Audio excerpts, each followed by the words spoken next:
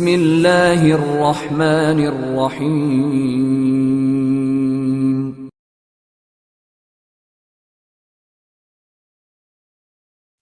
Islamic کور کے معزز دوستو، میں ہوں حماد شکیل اور آپ تمام دیکھنے اور سننے والوں کو السلام علیکم۔ ناظرین کرام، یوں تو اللہ تعالیٰ نے قوم بنی اسرائیل کو اپنی بے شمار نعمتوں سے نوازا اور انہیں دنیا کی باقی قوموں پر فضیلت بخشی، مگر یہ قوم تھی کہ اللہ تعالیٰ کی نافرمانیوں کی وجہ سے عذاب الہی کا شکار بنتی رہی۔ آج ہم حضرت داؤد علیہ السلام کی قوم کی نافرمانی اور بندر بننے کے واقعے کا تذکرہ کریں گے۔ معزز ناظرین، جیسے کہ اسلام میں جمعہ عزت والا دن ہے، عیسائیوں کے لیے اتوار اور ہندوؤں کے لیے منگل، اسی طرح یہودیوں کے لیے ہفتہ کا دن محترم تھا، مگر فرق اتنا ہے کہ اسلام میں صرف ان لوگوں پر جن پر جمعہ کی نماز فرض ہے، جمعہ کی پہلی اذان سے ختم نماز تک وہ دنیاوی کاروبار کرنا حرام ہے جو نماز میں دخل انداز ہوں۔ عورتیں، بچے، مسافر اور بیمار لوگ اس حکم سے علیحدہ ہیں کیونکہ ان پر جمعہ فرض نہیں ہے، لیکن یہودیوں اور عیسائیوں کے ہاں ان سارے دنوں میں دنیاوی کاروبار حرام تھے اور خاص کر شکار کرنا سخت جرم تھا۔ موسیٰ علیہ السلام کے بعد یہ واقعہ پیش آیا کہ بنی اسرائیل کی ایک جماعت بحر کلزم کے کنارے شہر ایلا میں رہتی تھی، جو مدینہ منورہ اور شام کے درمیان ہے۔ یہ لوگ مچھلی کے بہت شوقین تھے۔ رب کی شان یہ کہ ہر ہفتہ اس دریا میں بے شمار مچھلیاں نمودار ہوتی تھیں، یا تو ان کے امتحان کے لیے یا اس مچھلی کی زیارت کے لیے جس کے پیٹ میں حضرت یونس علیہ السلام رہتے تھے۔ باقی دنوں میں سب مچھلیاں غائب ہو جاتی تھیں۔ ان کے منہ میں پانی بھر آیا اور سوچنے لگے کہ کسی تدبیر سے ان کا شکار کرنا چاہیے جس سے شکار بھی ہو جائے اور ہفتہ کے دن کی بے حرمتی بھی نہ ہو۔ آخر ان عقل مندوں نے یہ ہیلا سوچا کہ دریا کے ارد گرد بہت سے گہرے غار کھو دیے اور دریا سے اس غار تک نالیاں بنا دیں۔ جمعہ کی شام ان نالیوں کا منہ کھول دیتے تھے کہ پانی کے ساتھ مچھلیاں ان گڑھوں میں آ جائیں، اور اتوار کے دن ان گڑھوں سے پکڑ لیتے تھے اور کہتے تھے کہ ہم ہفتہ کو شکار نہیں کرتے۔ انہوں نے وہ مچھلیاں خوب کھائیں اور فروخت کی، جس سے یہ بڑے مالدار ہو گئے۔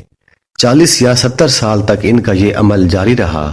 یہ لوگ کل 70,000 افراد تھے۔ ان کی 3 جماعتیں بن گئیں، ایک تو شکار کرنے والوں کی جماعت، دوسری اس سے منع کرنے والوں کی، اور تیسری خاموش رہنے والوں کی۔ یہ لوگ کل 12,000 تھے، باقی سب شکاری۔ جب شکاریوں نے ان کی نصیحت نہ مانی تو انہوں نے اپنے اور ان کے درمیان ایک دیوار بنا کر شہر کے 2 حصے بنا دیے اور کہا کہ ہم ان کے ساتھ نہ رہیں گے کہ ہم پر عذاب نہ آ جائے۔ یہاں تک کہ داؤد علیہ السلام کا زمانہ آ گیا، آپ نے ان کو شکار کرنے سے منع فرمایا اور فرمایا کہ اے بے وقوفو، قید کرنا ہی تو شکار ہے، جیسے کوئی ہرن کو جال میں پھانس لے۔ اس نے شکار کر لیا، کھائے یا نہ کھائے، اور کھائے تو آج ہی کھائے یا کبھی دوسرے وقت۔ غرض یہ کہ ہفتہ کے دن تمہیں شکار کی ممانعت ہے، نہ کہ فقط ہاتھ میں پکڑنے کی یا کھانے کی۔ اس سے باز آ جاؤ ورنہ عذاب میں گرفتار ہو جاؤ گے۔ شکاریوں نے کہا کہ ہم تو بہت عرصہ سے یہ کام کر رہے ہیں، اگر یہ برا ہوتا تو اب تک ہم کو امن کیوں ملتی؟ تب داؤد علیہ السلام نے یہ دعا فرمائی جس سے رب کا غضب آ گیا اور رات میں یہ سب کے سب بندر بن گئے، یا جو ان کے جوان لوگ بندر اور بوڑھے لوگ سور بنا دیے گئے۔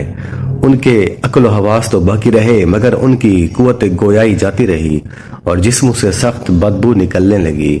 صبح کے وقت اس محلے کے لوگوں نے دیکھا کہ نہ تو اس محلہ سے کوئی آدمی باہر آتا ہے اور نہ کوئی آواز، نہ کوئی دھواں وغیرہ نکلتا ہے، تو یہ دیواروں پر چڑھ کر ان کے گھروں میں داخل ہو گئے۔